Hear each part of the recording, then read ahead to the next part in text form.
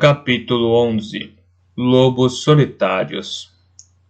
O bobo sempre será um dos grandes mistérios de Torre do Cervo. É quase possível dizer que não se sabe nada ao certo sobre ele. Sua origem, idade, sexo e raça foram objetos de conjecturas. O mais espantoso é que, como uma pessoa tão pública manteve tal aura de privacidade, as perguntas acerca do bobo serão sempre mais numerosas do que as respostas. Terá ele realmente possuído alguma vez poderes místicos, premonição ou magia, ou seria apenas sua inteligência rápida e sua língua afiada que o faziam parecer saber tudo antes de acontecer? Se ele não conhecia o futuro, aparentava conhecê-lo, e através de sua calma suposição de premonição, fazia muitos de nós o ajudar a dar ao futuro a forma que ele achava que deveria ter.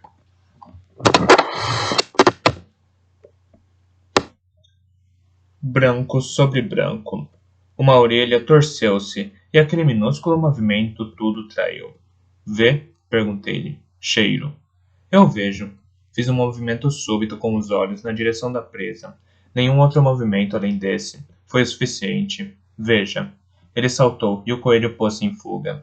Lobito tropeçou atrás dele. O coelho corria com leveza por cima da neve fofa, enquanto Lobito ondulava e saltava tentando cercá-lo. O coelho correu, esquivando-se para a esquerda, para a direita, em volta da árvore, em volta dos arbustos, nos espinheiros. Teria ficado ali? Lobito farejou, esperançoso, mas a densidade de espinhos repeliu seu nariz sensível. Foi-se, disse-lhe. Tem certeza? Por que não me ajudou? Não consigo perseguir caça em neve fofa. Tenho de me aproximar furtivamente e só saltar quando apenas um salto é o suficiente. Ah, esclarecimento, reflexão. Nós somos dois, deveríamos caçar como um par. Eu poderia assustar caça e dirigi-la para você. Você poderia estar a postos para saltar e partir-lhe o pescoço. Abanei a cabeça lentamente. Abanei lentamente a cabeça. Tente aprender a caçar sozinho, Lobito. Nem sempre eu estarei com você, em mente ou em carne e osso. Um lobo não deve caçar sozinho. Talvez não deva, mas muitos fazem-no, assim como você fará. Mas não pretendia que começasse com coelhos. Vamos. Ele veio atrás de mim, satisfeito por me deixar liderar. Tínhamos saído do castelo antes mesmo da luz do inverno começar a acinzentar os céus. Agora estavam azuis e abertos, límpidos e frios por cima de nós. O trilho que seguíamos não era mais do que um suave sulco na neve profunda. Eu me enterrava até a panturrilha a cada passo.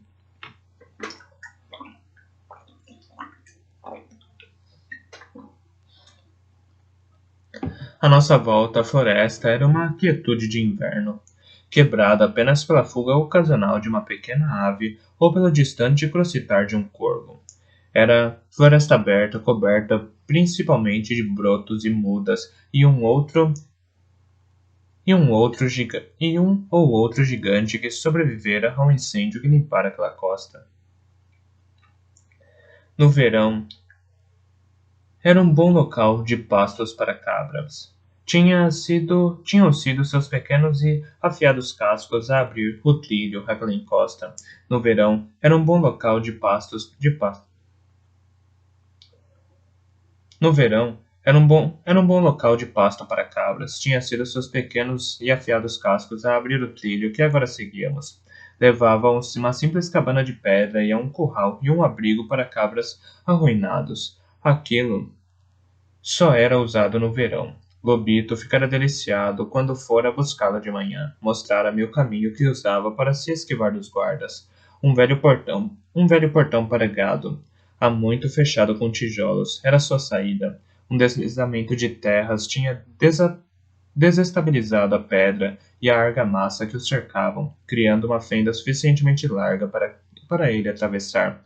Uma vez fora das muralhas, tínhamos nos afastado do castelo como fantasmas, movendo-nos como sombras e não a não luz das estrelas e da lua sobre a neve branca.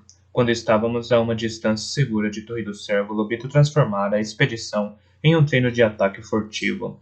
Corria à frente para armar uma cilada para mim, marcando-me com uma pata aberta ou uma dentada de dentes afiados, e afastando-se depois em corrida em um grande círculo para me atacar por trás. Deixei-o brincar, achando bem-vindo o esforço que me aquecia, assim como a alegria pura das brincadeiras descuidadas. Mantinha-nos sempre em movimento, de modo que, quando o sol e a luz nos encontraram, estávamos a milhas de Torre do Cervo em uma área raramente visitada durante o inverno. Minha percepção do coelho branco na neve branca fora um puro acaso. Tinha em mente uma caçada ainda mais humilde para sua primeira caça em solo. Por que viemos até aqui? Quis saber Lobito assim que vimos a cabana. Para caçar, eu disse, simplesmente. Parei a alguma distância. Lobito afundou-se na neve ao meu lado, à espera. Bem, avance, disse-lhe. Vá procurar algum rastro. Oh, isso é digno de caça. Ou se é, farejar um covil de homem à procura de restos. Desdenhoso. Não são restos. Vá ver. Ele avançou e em seguida inclinou-se para a cabana. Fiquei a observá-lo. Nossas caçadas juntos em sonho tinham-lhe ensinado muito, mas agora queria que ele caçasse de forma completamente independente de mim. Não duvidava de que o podia fazer. Repreendi-me porque exigir aquela prova era apenas mais uma protelação. Ele permaneceu o máximo que pôde entre a vegetação rasteira coberta de neve. Aproximou-se cautelosamente da cabana, com as orelhas alertas e o focinho trabalhando.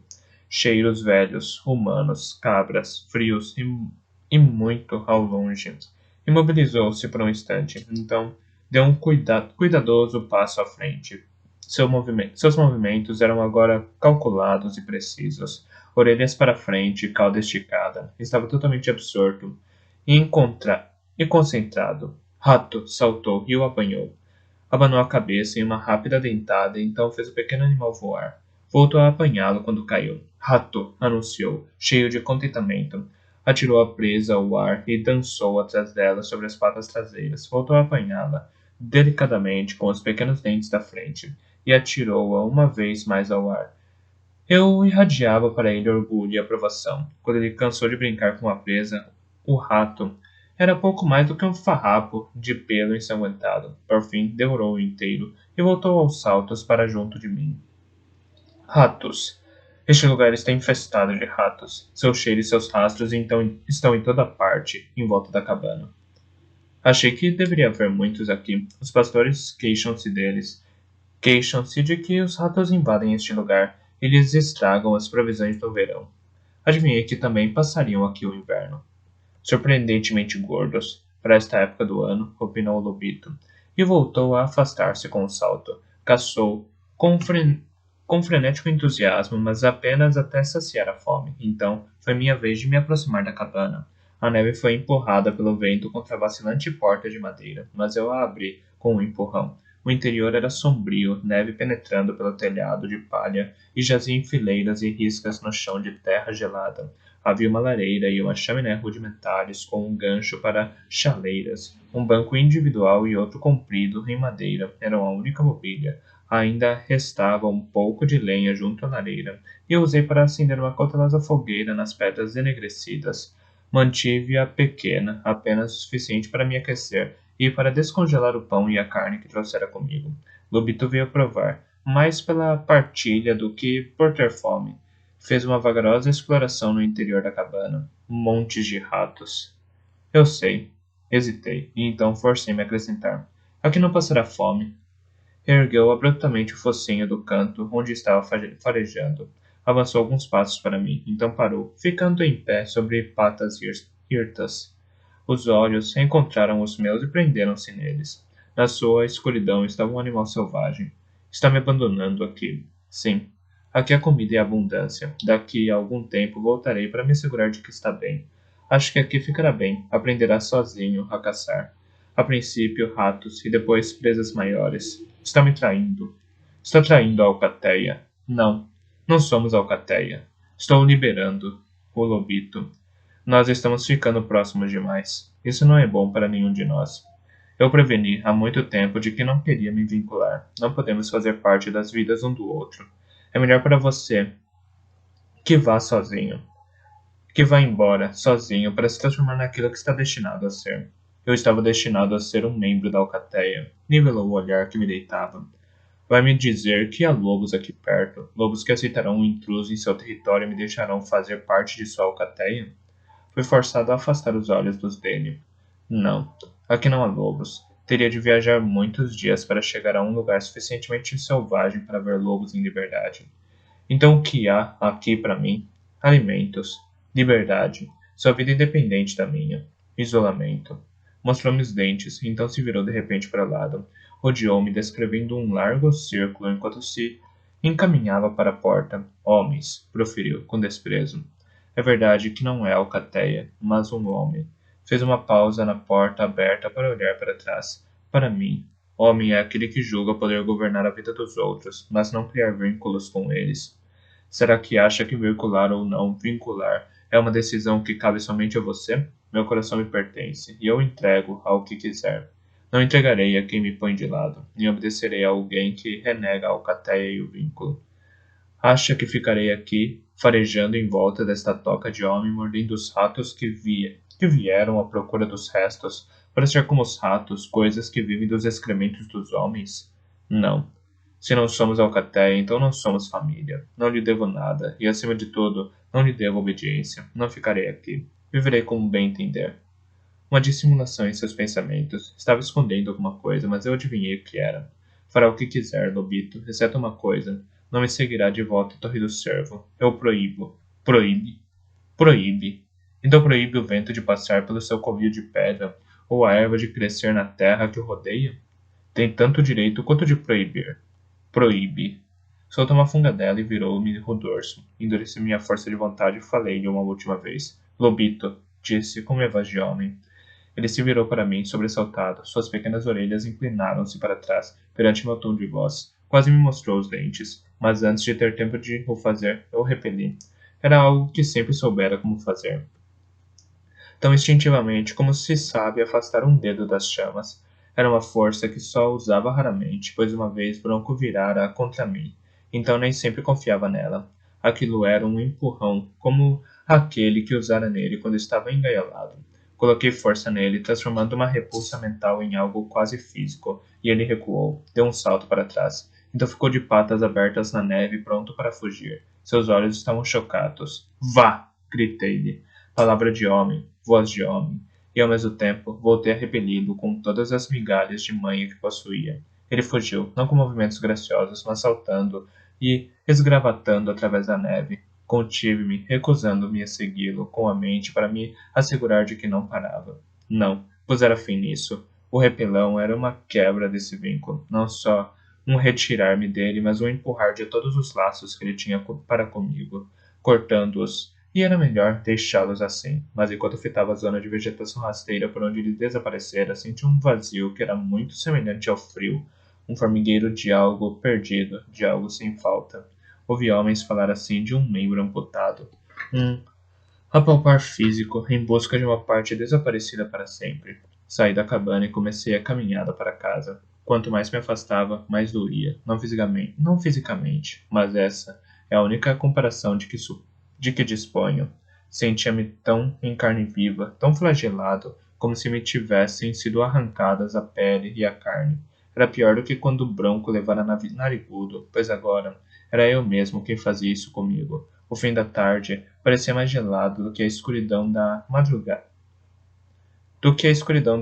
estivera. Tentei dizer a mim mesmo que não me sentia envergonhado. Fizera o que era necessário. Tal como o Vírago, pus esse pensamento de lado. Não, Lobito ficaria bem, ficaria melhor do que se estivesse comigo. Que vida seria para aquela criatura selvagem andar por aí se esgueirando, sempre em risco de ser descoberto pelos cães do castelo, por caçadores, por seja quem fosse que pudesse localizá-lo. Poderia ser isolado, poderia estar solitário, mas estaria vivo. Nossa ligação fora cortada. Havia uma instante insistente tentação de sondar a minha volta para ver se ainda conseguia senti-lo, para estender a mente e descobrir se a sua ainda tocava a minha. Resisti rigidamente à tentação e solei os pensamentos contra os dele com o máximo de força que consegui reunir. Foi-se.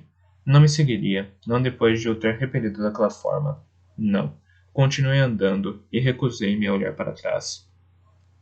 Se não tivesse estado tão concentrada nos meus pensamentos, tão decidida a permanecer isolado dentro de mim, poderia ter tido algum aviso, mas duvido. A manha nunca servira de nada contra os forjados. Não sei se me emboscaram ou se tropecei no seu esconderijo. Só me dei conta deles quando o peso atingiu minhas costas e caí de cara na neve. A princípio julguei que fosse Lobito, de regresso para desafiar minha decisão. Rolei e quase consegui me levantar, antes de outro me agarrar pelo ombro. Forjados, 3 homens, um jovem, 2 grandes e bem musculosos. Minha mente registrou tudo isso rapidamente, categorizando-os tão bem como se aquilo fosse um dos exercícios de Breu. Um dos grandes com uma faca, os outros tinham paus, roupa rasgada e imunda, caras ruborizadas e descascando pelo frio, barbas imundas, cabelos desgrenhados, nódoas negras e golpes nas caras. Teriam lutado entre si ou teriam atacado mais alguém antes de mim? Libertei-me daquele que me agarrava e saltei para trás, tentando me afastar o máximo deles. Tinha uma faca no cinto. A lâmina não era longa, mas era tudo o que eu tinha. Achava que não precisaria de armas hoje. Achava que não havia mais forjados perto de Torre do Cervo. Fizeram um grande círculo, mantendo-me no centro do seu anel. Permitiram-me puxar a faca. Não pareceu preocupá-los. O que querem? Meu manto? Desprendi a argola e deixei-o cair. Os olhos de alguns seguiram-no, mas nenhum deles saltou para agarrá-lo, como eu esperara. Mudei de posição, virando-me, tentando observar os 3 ao mesmo tempo, tentando evitar que algum deles ficasse completamente atrás de mim. Não era fácil.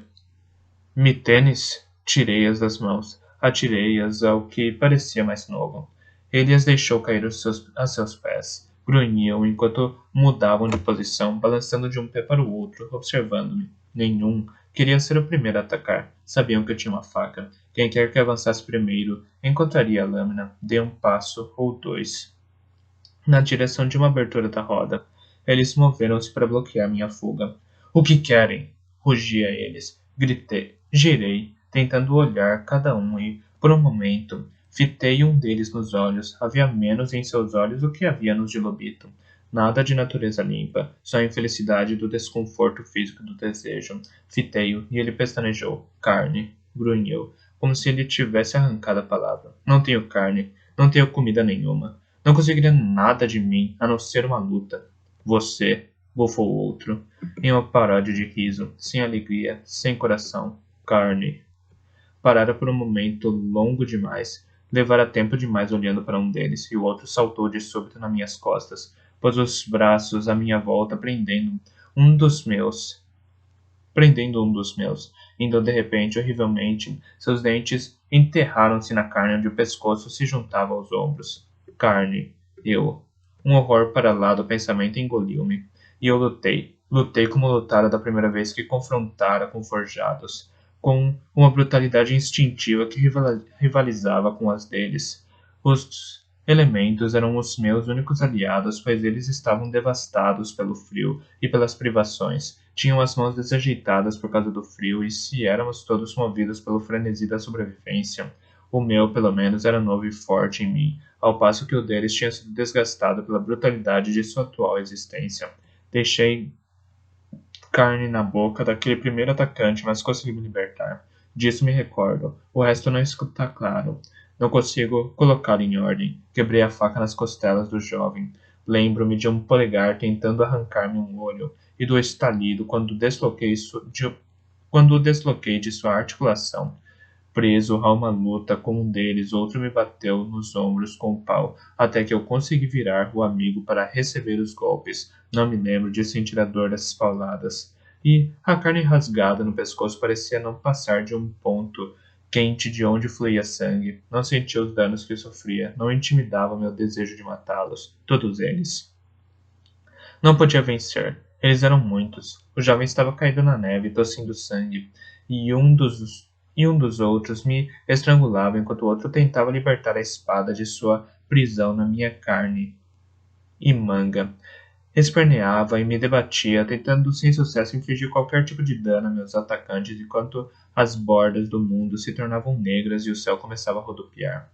Irmão, ele veio, dentes cortantes e peso a atingir nossa luta confusa como se fosse um ariete.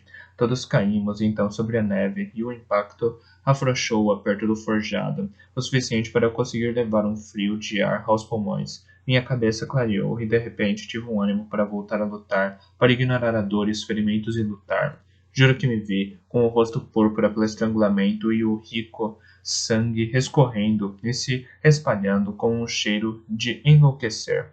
Mostrei os dentes, então Lobito derrubou um deles para longe de mim. Atacou-o com velocidade que homem algum conseguiria igualar, golpeando, mordendo e afastando-se com um salto antes que as mãos do forjado conseguissem agarrar-lhe a pelagem. Voltou a correr contra ele de súbito. Sei que soube quando as mandíbulas de Lobito se fecharam em sua garganta. Senti essa sacudidela de morte nas minhas próprias mandíbulas e o rápido jorro de sangue que me ensopou o focinho que me transbordou pelo rosto. Abanei a cabeça, rasgando carne com os dentes, libertando toda a vida para que lhe corresse livre pelo vestuário nauseabundo. Em seguida, veio o nada. Então, estava sentado na neve, com as costas apoiadas a uma árvore. Lobito encontrava-se deitado na neve não muito longe de mim. Suas patas dianteiras estavam ensopadas de sangue. Lavava as patas com a língua, uma lambidela cuidadosa, lenta e minuciosa. Levei a manga, a boca e o queixo, limpei o sangue. Não era meu. De súbito me ajoelhei na neve para cuspir pelos de barba, e depois para vomitar. Mas nem mesmo o ácido sabor da bile conseguiu limpar da minha boca a carne e o sangue do morto. Olhei de relance em seu corpo, afastei o olhar. Tinha a garganta rasgada. Durante um terrível instante consegui recordar o modo como o mordera, os tendões de sua garganta retesados contra os meus dentes. Fechei os olhos com força. Fiquei muito quieto. Nariz frio contra minha bochecha. Abri os olhos. Ele estava sentado ao meu lado, olhando-me. Lobito. Olhos de noite, corrigiu-me ele. Minha mãe me chamou de olhos de noite. Foi o último da ninhada a abrir os olhos. Soltou uma funga dela, então respirou repetidamente. Olhou em volta para os homens caídos, seguiu o olhar, contrariado. Minha faca dera conta do novo, mas ele não morrera depressa. Os outros dois. Eu matei mais depressa, observou calmamente. Olhos de noite. Mas não tenho dentes de vaca. Saiu-se bem para sua espécie. Ficou em pé e se sacudiu. Sangue, tanto frio como quente, salpicou minha cara. Arfei e limpei-o, e então compreendi o significado. Está sangrando. Você também. Ele tirou a espada de você para espetar em mim. Deixe-me ver. Por quê? A pergunta pairou entre nós no ar frio. A noite começava a cair sobre nós. Por cima de nossas cabeças, os ramos das árvores tinham se tornado negros contra o céu do fim da tarde. Não precisava de luz para enxergá-lo, nem sequer precisava vê-lo. Será que precisamos ver a orelha para saber que faz parte de nós? Era tão inútil negar essa parte do meu corpo como negar olhos de noite.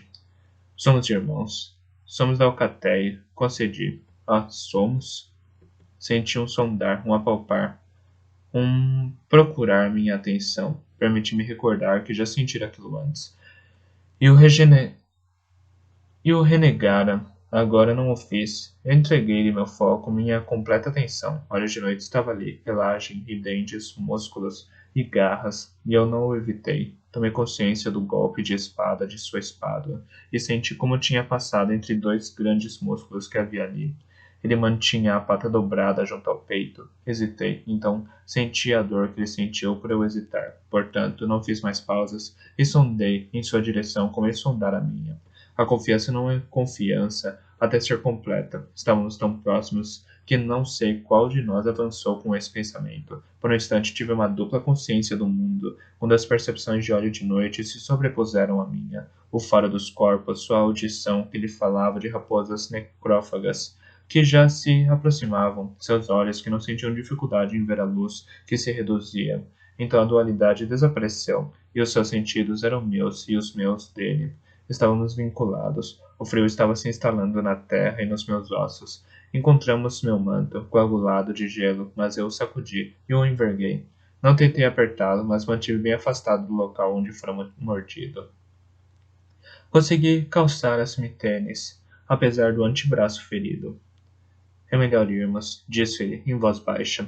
Quando chegarmos em casa, limparei nossas feridas e farei os curativos. Mas primeiro precisamos chegar lá e nos aquecer. Senti seu consentimento. Caminhou ao meu lado, não atrás de mim. Ergueu o focinho uma vez para farejar profundamente o ar fresco. Levantara-se um vento frio. Começara a nevar. Era tudo. Seu focinho trouxe-me a notícia de que não havia mais forjados a temer. O ar estava limpo, à exceção do fedor daqueles que deixáramos para trás. O mesmo, esse desvanecia-se, transformando-se em cheiro de carniça, misturando-se com as raposas necrófagas que vinham à sua procura. Estava enganado, observou ele. Nenhum de nós caça lá muito bem sozinho. Divertimento malicioso, a não ser que ache que estava saindo bem antes de eu chegar. Um lobo não deveria caçar sozinho, disse com dignidade. Ele exibiu-me a língua pendente. Não tenha medo, irmãozinho. Eu estarei aqui. Continuamos a caminhar entre a pura neve branca e as severas árvores negras. Já não falta muito para chegarmos em casa, confortou-me. Senti sua força misturando-se com a minha enquanto prosseguíamos, marchando, mancando.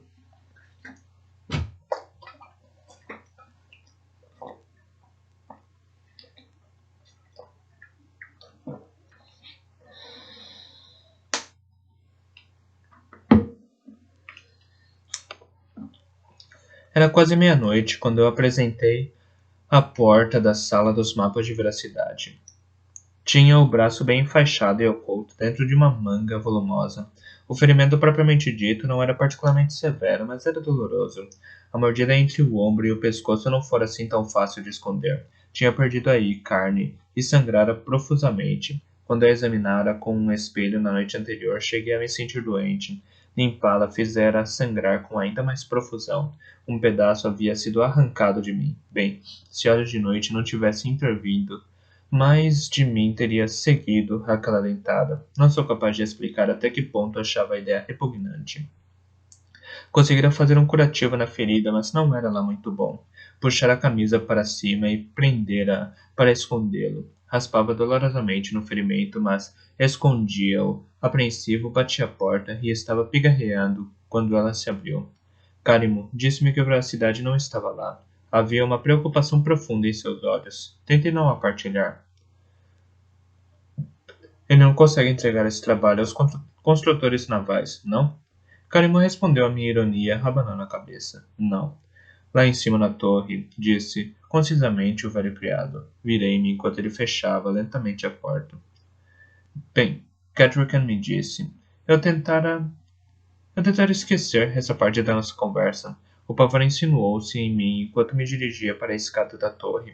Veracidade não tinha qualquer motivo para estar em sua torre.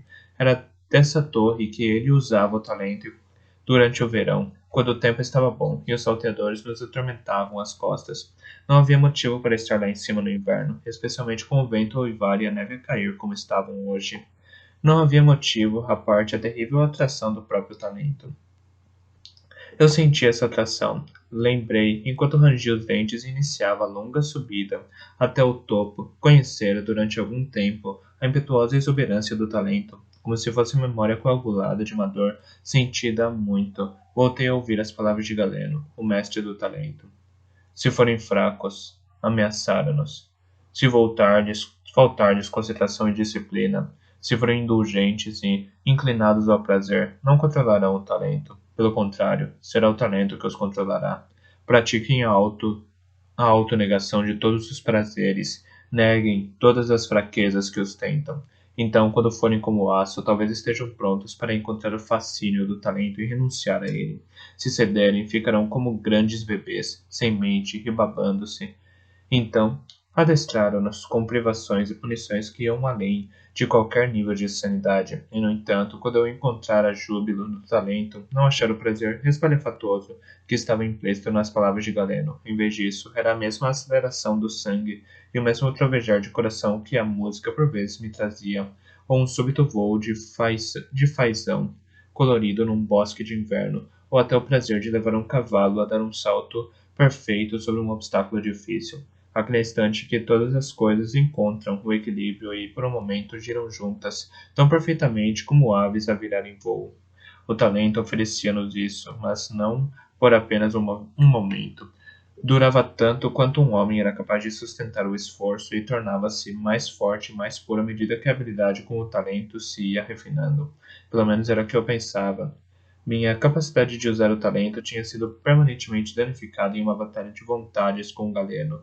As defensivas morais mentais que eu erguera eram tão poderosas que nem mesmo alguém com um talento tão forte como o de veracidade era capaz de chegar sempre até mim. Minha capacidade de sondar fora de mim transformara-se em uma coisa intermitente, nervosa e fugídia, como um cavalo assustadiço. Fiz uma pausa à porta de veracidade. Respirei. Então, respirei lentamente, recusando-me a permitir que a escuridão de espírito se instalasse em mim. Essas coisas estavam no passado. Esse tempo partira. Não fazia sentido censurar-me por causa delas, tal como era meu velho hábito. Entrei sem bater, para que o ruído não quebrasse a concentração de veracidade. Ele não deveria estar usando o talento. Estava. As persianas estavam abertas e ele estava debruçado no parapeito. Vento e neve rodopiaram pela sala, salpicando-lhe o cabelo escuro, a camisa e o casaco azuis escuros. Estavam respirando fundo em longas e firmes golfadas, uma cadência em algum lugar entre a de um sono muito profundo e a de um corredor em repouso e recuperando o fôlego. Parecia não ter me notado. Príncipe Veracidade? Disse em voz baixa. Ele se virou para mim, e seu olhar foi como calor, como luz, como um vento no meu rosto. Seu talento penetrou em mim com tal força que me senti arremessado para fora do meu espírito, tendo a sua mente possuído a minha tão completamente que não restava espaço para ser eu próprio nela. Por um momento afoguei-me em veracidade, e então ele desapareceu, retirando-se tão depressa que fui deixado tropeçando e ofegante como um peixe abandonado por uma grande onda. Com um passo, ele veio ao meu lado, pegando-me pelo cotovelo e me equilibrando. Desculpe, disse. Não esperava. Assustei-me.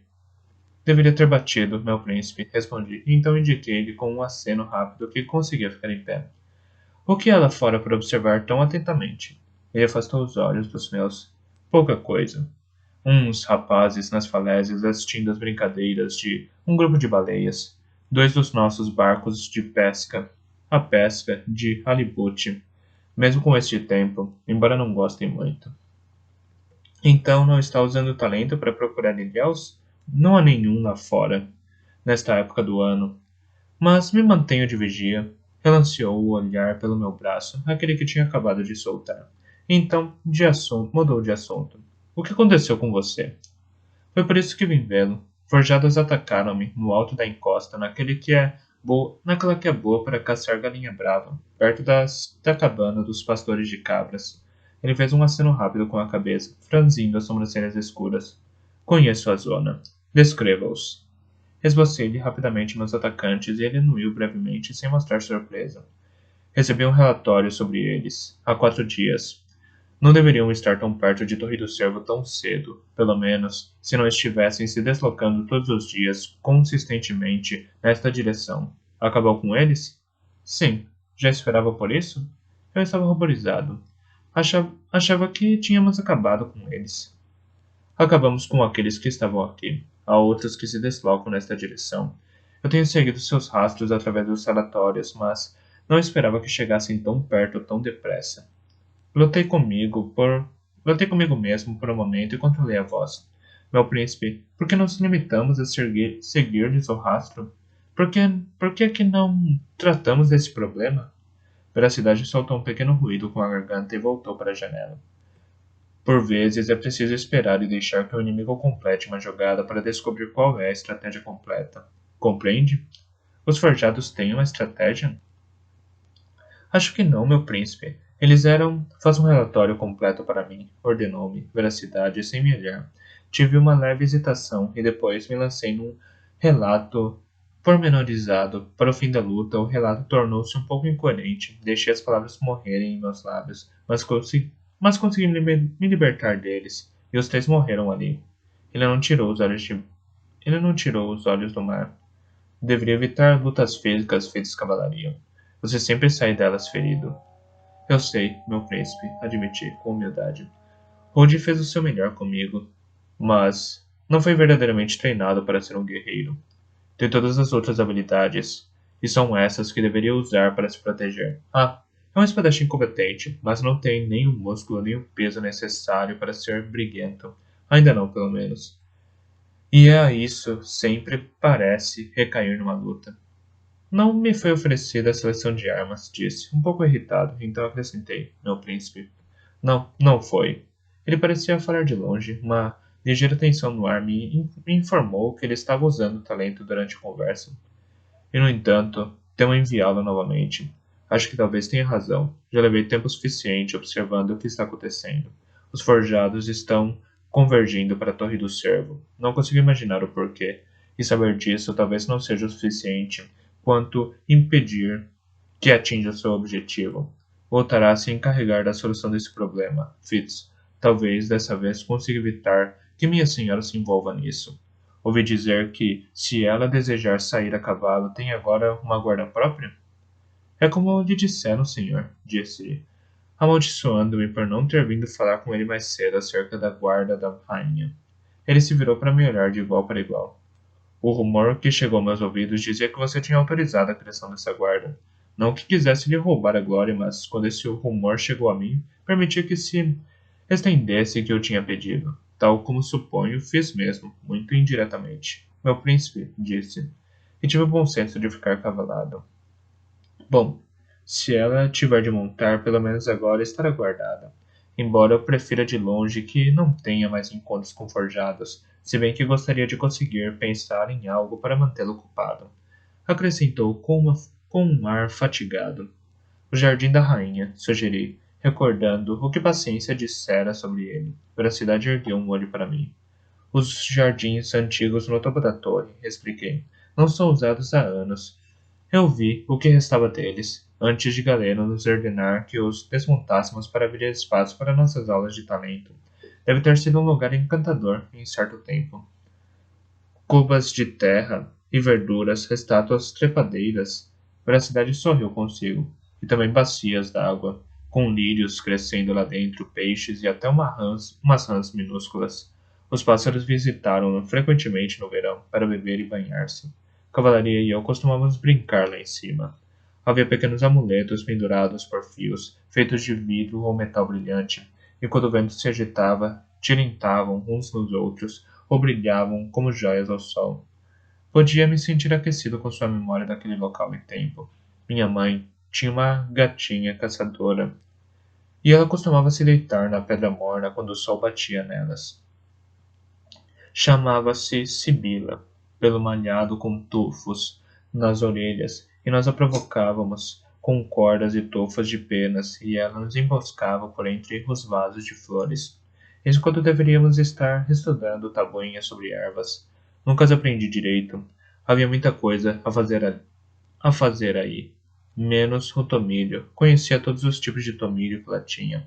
Minha mãe cultivava muito tomilho. E erva de gato. Estava sorrindo.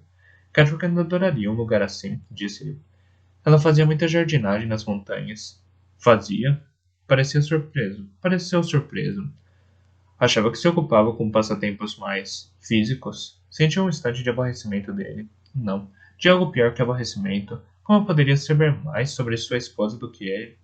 Cuidava dos jardins, eu disse, em voz baixa, de muitas ervas, e conhecia todos os usos que tinham as que lá cresciam. Já lhe tinha falado deles. Ah, suponho que me falou, suspirou. Tem razão, Fitz. Visite-a por mim e lhe diga sobre o jardim da rainha. Agora é inverno e provavelmente haverá pouco que ela possa fazer com ele. Mas enquanto chegar a primavera, seria uma coisa maravilhosa vê-lo recuperado. Talvez você em pessoa, meu príncipe, sugeri, mas ele abanou a cabeça. Não tenho tempo, mas confesso a tarefa a você. E agora, para baixo, para os mapas. Tenho coisas a discutir com você. Virei-me imediatamente para a porta. Veracidade seguiu-me mais devagar. Segurei a porta para ele passar, e na soleira ele parou e olhou sobre o ombro para a janela aberta. Chama-me, admitiu com calma, simplesmente como se estivesse proferindo uma observação sobre meu gosto por ameixas.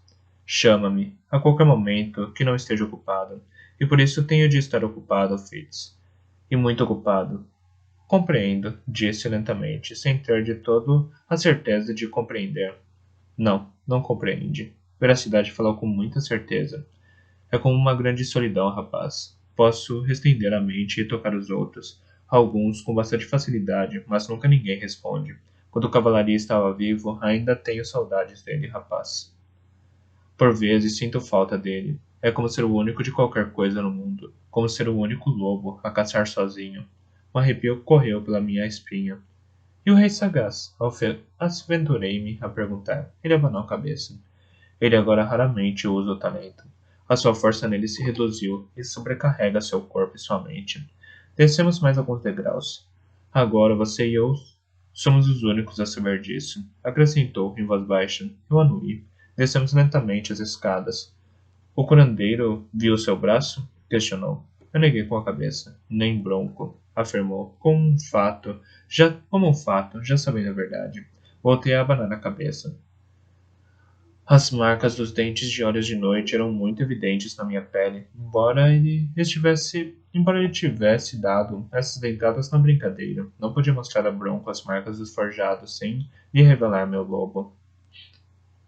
Veracidade suspirou. Bem, mantenha a ferida limpa. Acho que sabe tão bem quanto qualquer outro como manter um ferimento limpo. Das próximas vezes que sair, lembre-se disso. Esteja preparado, sempre. Nem sempre pode haver quem intervenha para lhe ajudar. Diminui os passos e parei nas escadas. Veracidade continuou a descer. Respirei fundo. Veracidade, perguntei em voz baixa. Quanto sabe sobre isso? Menos do que você, disse ele, jovialmente. Mas mais do que acha que sei.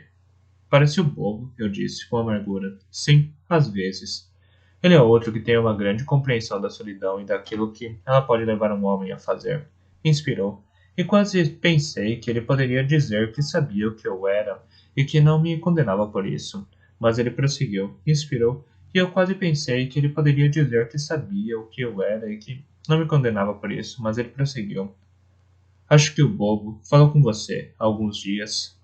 Seguiu, agora em silêncio, me perguntando como ele sabia tanto de tantas coisas. O talento, claro. Chegamos ao meu estúdio e eu entrei atrás dele. Karimo, como sempre, já à nossa espera. Havia comida preparada, assim como vinho com especiarias. Veracidade tirou seus alimentos com grande apetite, e me sentei à sua frente, basicamente a vê-lo comer. Não tinha muita fome, mas ver como ele apreciava aquela refeição simples e robusta alimentou meu apetite. Naquilo ele era um soldado, pensei. Aceitaria aquele pequeno prazer, aquela comida boa e bem servida quando tivesse fome, e iria saboreá-la enquanto pudesse. Deu-me grande satisfação vê-lo com toda aquela vida e apetite. Perguntei a mim mesmo como estaria ele no verão seguinte, quando eu tivesse de usar o talento durante horas todos os dias, mantendo-se de vigia aos salteadores ao longe de nossa costa, e usando os truques de sua mente para levá-los a se perder, enquanto davam um aviso antecipado a nossa gente. Pensei em veracidade, tal como fora no verão anterior, na época das colheitas, desgastado e emagrecido, com o rosto enrugado, sem energia para comer, exceto quando bebia os estimulantes que Breu punha no chá. Sua vida reduzira-se a horas que passava com o talento. Ao chegar o verão, sua fome do talento substituiria todas as outras fomes em sua vida. Como reagiria Catrican a isso? Me perguntei.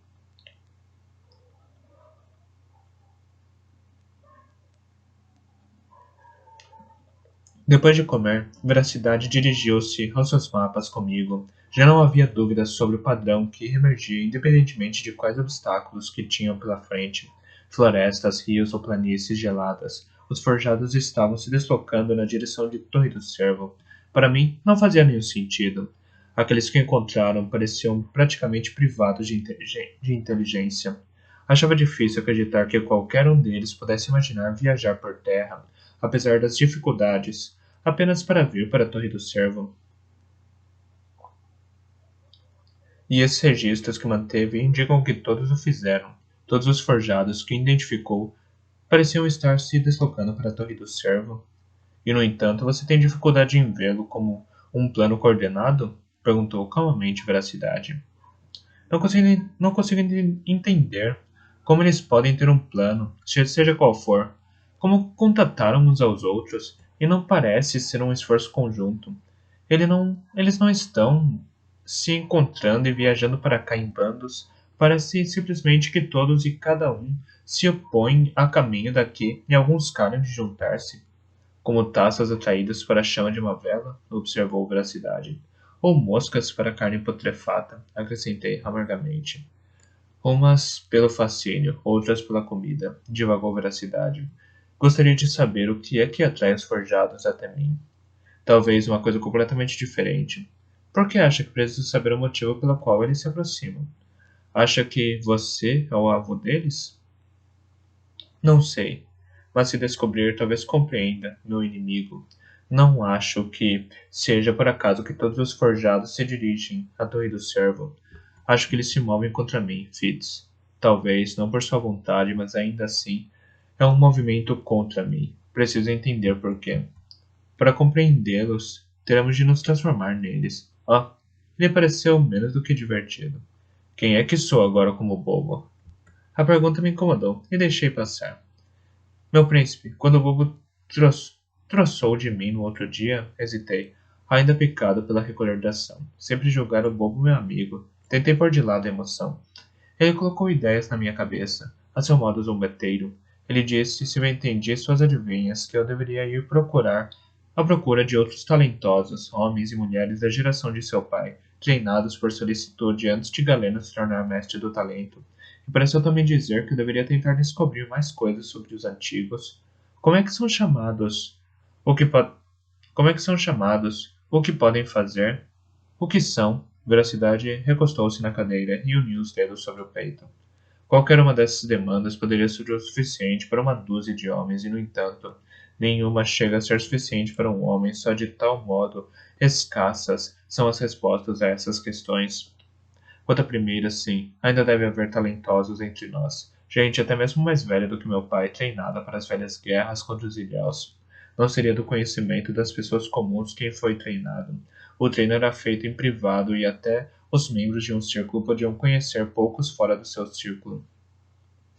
Apesar disso, deve haver registros.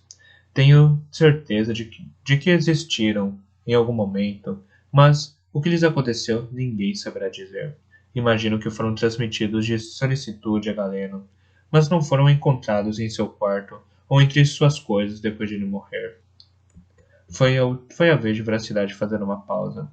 Ambos sabíamos como Galeno morrera. De certo modo, ambos tínhamos estado lá, embora nunca tivéssemos falado muito sobre isso.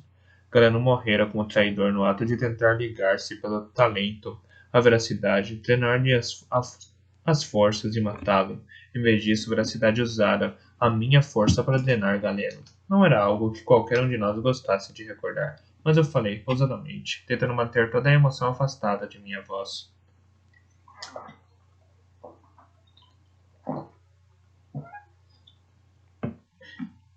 Acha que Majestoso sabe onde esses registros se encontram? Se sabe, não diz nada. A voz de Veracidade soou tão monótona como a minha, pondo, no, pondo um fim no assunto. Mas eu tive algum sucesso em descobrir uns poucos talentos. Os nomes, pelo menos, em todos os casos. Aqueles que consegui descobrir ou já morreram ou não é possível localizá-los a essa altura. Lembrava-me de ter ouvido Breu dizer alguma coisa sobre isso algum tempo antes. Como descobriu seus nomes? Alguns o meu pai, alguns o meu pai recordava. Os membros do último círculo que serviu o Rei Generoso. Outros conheci vagamente quando era muito pequeno. Descobri mais alguns falando com algumas pessoas muito velhas do castelo, pedindo-lhes que recordassem os rumores de que se lembrassem sobre quem poderia ter sido treinado no talento. Se bem que não usei essas palavras, é óbvio. Não desejava e continuo não desejando que se saiba da minha busca. Posso perguntar por quê? Ele franziu a sobrancelha e indicou os mapas com uma inclinação de cabeça. Não sou tão brilhante como seu pai era, meu rapaz. A cavalaria era capaz de saltos de intuição que pareciam nada dever à magia. O que eu descubro são padrões. Pareceria improvável que todos os talentosos que eu descubro estejam mortos ou impossíveis de encontrar. Parece-me que se encontrar um nome, Parece-me que, se encontrar um e seu nome for conhecido como talentoso, isso poderá não ser saudável para ele. Durante algum tempo, permanecemos em silêncio. Ele estava deixando que eu chegasse às minhas próprias conclusões. Foi suficientemente sensato para não lhe dar voz. E antigos? Perguntei, por fim. Um tipo diferente de enigma. Na época em que se escreveu sobre eles, todos sabiam o que eram. Pelo menos presumo que sim. Seria o mesmo que tentar procurar um pergaminho que explicasse exatamente o que é um cavalo. Encontraria muitas menções a eles e algumas que se relacionam diretamente com o ferrar de um cavalo ou com a linhagem de sangue de um garanhão. Mas Quem entre nós veria a necessidade de dedicar tempo e trabalho para descrever precisamente o que um cavalo é? Entendo. Então, de novo, seria uma triagem de detalhes. Não tive o tempo necessário para me dedicar a essa tarefa. Durante um momento, ficou me olhando. Então abriu uma pequena caixa de pedras que se encontrava em sua mesa e tirou dela uma chave. Há um armário no meu quarto, disse lentamente. Reuni lá os pergaminhos que eu consegui encontrar e que não chegavam sequer a mencionar de passagem os antigos. Também há alguns relacionados com o talento. Eu lhe dou permissão para estudá-los. Peça um papel, Apernacarriço, e tome nota do que descobrir. Procure padrões nessas notas e traga-as a mim todos os meses, ou por aí. Peguei a pequena chave de latão. Era estranhamente pesada, como se estivesse ligada à tarefa que o bobo sugerira e que Veracidade confirmara. Procure padrões. Sugerida a Veracidade. De repente vi uma teia tecida de mim ao bobo, a Veracidade e de novo até mim. Como os outros padrões de veracidade, não parecia ser acidental. Perguntei a mim mesmo o que teria originado o padrão. Olhei a veracidade de relance, mas seus pensamentos tinham partido para longe. Ergui-me em silêncio para ir embora. Quando eu toquei a porta, ele falou: Venha falar comigo amanhã de manhã, muito cedo, na minha torre. Senhor? Talvez ainda consigamos descobrir outro talentoso. Insuspeito, no nosso seio.